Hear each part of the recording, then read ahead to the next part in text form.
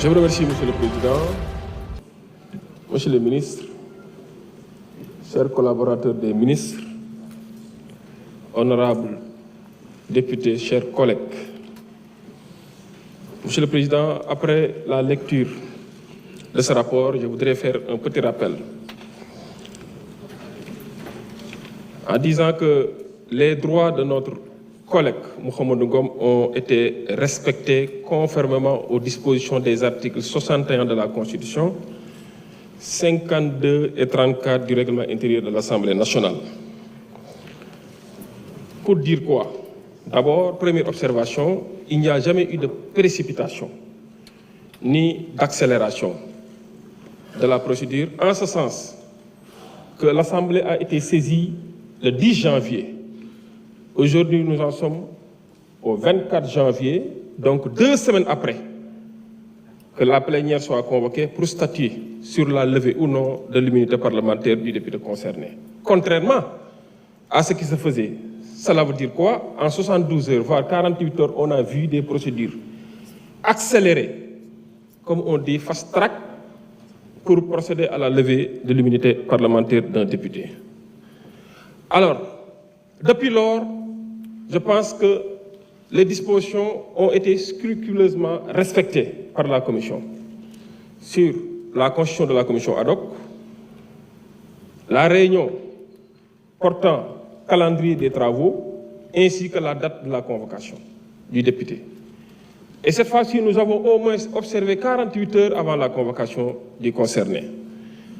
Le dossier qui nous a été transmis par le ministère de la Justice, ainsi que toutes les pièces annexées à cette demande, ont été mis à la disposition de tous les membres de la Commission. Je dis bien de tous les membres de la Commission, y compris aux défenseurs choisis par le député concerné, qui m'a adressé une lettre, et séance tenante, une lettre en réponse annexée des pièces en question a été envoyée aux défenseurs, qui nous avait indiqué une personne qui devrait effectivement recevoir ce dossier pour son compte. Pour vous dire quoi? Que nous avons observé à respecter les droits de Mouhamadou Ngom, qui n'est pas traduit ici pour être jugé.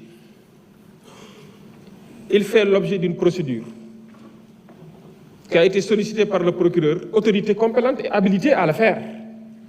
La procédure a suivi tout son processus pour aboutir effectivement à cette séance. Pour vous dire quoi? Que jusqu'ici, on ne préjuge pas du fond de l'affaire. Ce n'est pas notre prétention de le faire parce que nous ne sommes pas un service d'investigation ni un service d'enquête, encore moins une instance juridictionnelle. Nous respectons les droits de M. Mouhamadou Ngom, nous respectons sa dignité, nous respectons son honorabilité. Et je dis, ici, tant que nous sommes là, nous ferons en sorte que les droits de tout député soient respectés, que ce soit de la majorité comme de l'opposition. Qu'il soit Mouhamadou Ngom, Yungar Dione, Massamba, Mademba, Birishli, Bolo, Jacquizan ou Kirikou, tous les droits d'un député seront respectés scrupuleusement parce qu'effectivement c'est ce serment que nous avons prêté devant ce peuple qui nous a valu une confiance d'être là. On ne préjuge de rien du tout, donc rassurez-vous. Alors, pour dire quoi? Tout ceci, parce qu'effectivement, il y a un principe sacro-saint du droit pénal qui nous dit que tant qu'une personne n'est pas définitivement jugée, elle est présumée innocente.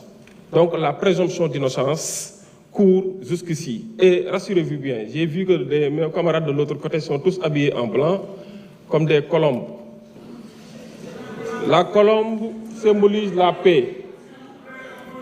La colombe symbolise la paix.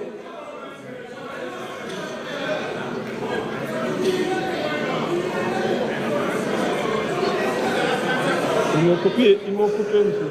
Oui.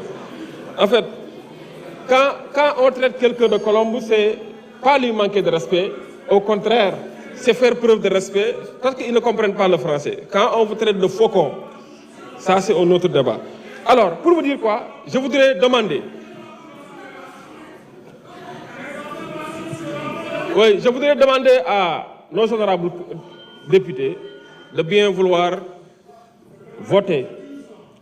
voter effectivement la levée de l'immunité parlementaire du député concerné pour permettre à la justice de faire son travail.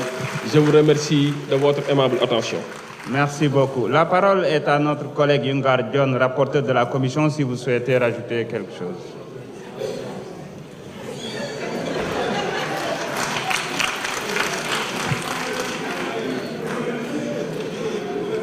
Merci, Monsieur le Président.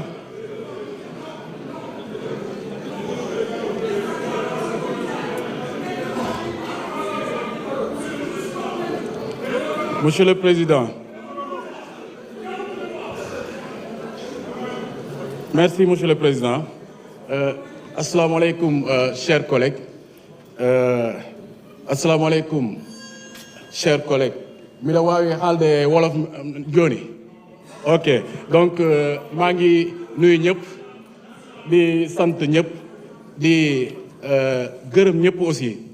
Donc di wax ni avec tout le respect qu'on vous doit, monsieur, s'il vous plaît, veuillez écouter, ñu mën a dem ci liggéey bi. Parce que tey dañuy wax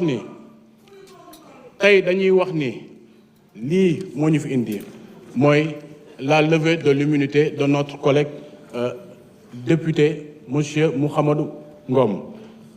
ñu wax ni ci procédure bi yépp respecté nañu lépp luy àq ak yelleefu député boobu muy Mouhamadou Ngom. ci loolu di wax ni ci procédure bi yépp aussi toute l'opposition était présente durant toute la procédure. di wax ni opposition bi fekkee na la ñuy def ci njëlbeen ba ci njeexitan ba. waaye tamit di wax leneen aussi mooy ni li nga xam ne ni moom lañ koy tuumaal muy infraction yi nga xam ne ni jot nañ ko cité du ñun ñi nga xam ne ñooy député yi ñun ñooy ne am na wala amut waaye dañuy def ak si ni aqulaay taalaa rek liggéey si ni aqulaay taalaa mooy lan mooy ñu xool li nga xam ne ni moom lañ ñu demandé muy ministre bi lu mu ñu demandé ndax si ni aqulaay taala lii war nañ ko mën a lever ou pas.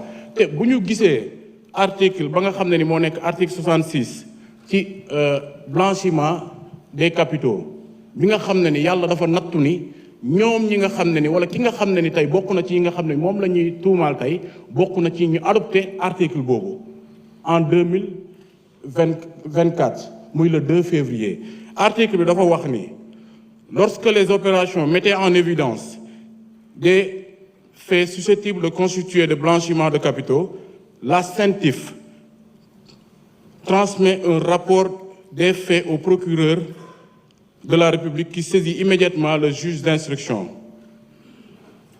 Rapport qui fait foi jusqu'à preuve du contraire. Donc ñun mën nañ ne si ni aqulaay taalaa la ñuy demee parce que CENTIF bi nga xam ne ni moom moo def rapport CENTIF ñëpp xam nañu ne fu mu toll ni ay opération bancaire fu mu toll ni am na ña nga xam ñëpp xam nañ ne kenn mënatu ko def si sa bànneexu bakkan opération boo koy def parfois dafay am lu ñuy wax des soupçons te soupçons yooyu bu amee dañuy dem ci carnet ba nga xam ne dañ koy transmettre au niveau de la CENTIF te CENTIF ci boppam dafa am obligation saisir le procureur bi am obligation CENTIF ci boppam dafa am obligation saisir le procureur de la République procureur bi am obligation saisir li nga xam ne ni moom mooy juge d'instruction donc ci cas bi ci loolu la ñu ne léegi nag ci luñ ñu demandé si ne aqulaay taala gëm nañu ne ñun def nañ ci ni aqulaay taala respecter les droits de notre frère frère député monsieur Mouhamadou Ngom waaye tamit di wax ni aussi tamit ñu ngi gërëm ñëpp di sant ñëpp di wax ni surtout les membres de l'opposition qui étaient dans la commission wax dëgg fa yàlla travaux yi defee nañ ko ci nu mu gën a sellee ak nu mu gën a rafetee donc maa ngi gërëm ñëpp di sant ñëpp monsieur le président di wax ni lii moom c'est normal c'est juste que dañu ko laaj dañu ñëw li nga xam ne def mooy levée de l'immunité parlementaire di ñaan sama collègue yëpp nag ñaan sama collègue yépp nañu voter à l'unanimité wala ñu voter dans la majorité ñu génnee li nga xam ne mooy lever immunité bi c'est pour pratiquement protéger les députés mais aussi tamit pour mën a garantir aussi l'impartialité au niveau de l'hémicycle. Merci. jërëjëf ñu ngi jox kàddu gi ministre de la justice.